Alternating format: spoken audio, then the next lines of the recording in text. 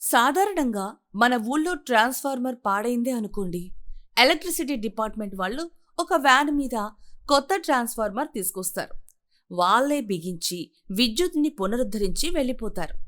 కానీ ఈ గిరిజనులు చూడండి, ట్రాన్స్ఫార్మర్ను ఎలా మోసుకెళ్తున్నారో.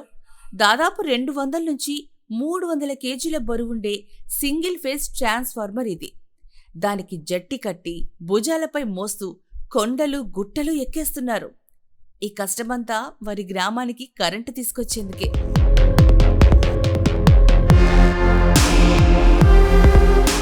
అనకాపల్లి జిల్లా వి మాడుగుల మండలం అవురువాడ పంచాయతీలో కొండచిగల అనే గిరిజన గ్రామం ఉంది.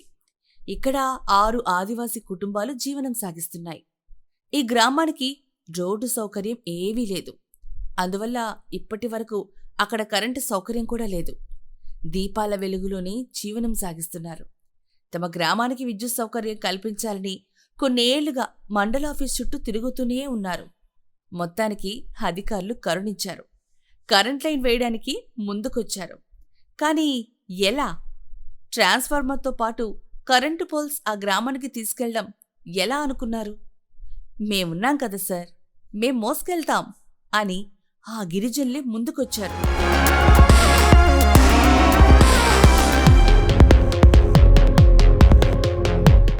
రావికమతం మండలం చీమలపాడు పంచాయతీలోని కళ్యాణం డ్యాం వరకు వ్యాన్లో ట్రాన్స్ఫార్మర్, కరెంటు పోల్స్ని విద్యుత్ అధికారులు తీసుకొచ్చారు. ఇక అక్కడ నుంచి ట్రాన్స్ఫార్మర్ని జట్టి కట్టి కొండచిగల గ్రామానికి ఇదిగో ఈ ఆదివాసులు మోసుకెళ్లారు. డ్యాం దగ్గర నుంచి ఈ గ్రామానికి దాదాపు 5 కిలోమీటర్ల దూరం. ఈ 5 కిలోమీటర్లు కొండలు గుట్టలు ఎక్కి దిగాల్సిందే. వర్షాలు పడ్డంతో తుప్పలు డొంకలు కూడా బాగా పెరిగాయి. ఇలాంటి మార్గంలో దాదాపు 300 కేజీల బరువున్న ట్రాన్స్ఫార్మర్ను మోసుకెళ్లడమంటే మాటలతో పనా? కానీ వీరికి తప్పలేదు. లేక అధికారులిచ్చిన అవకాశం ఇది. వదులుకుంటే మళ్లీ కరెంటు ఎప్పుడొస్తుందో తెలీదు. అందుకే కష్టమైన ఇలా ట్రాన్స్ఫార్మర్ని మోసుకెళ్లారు.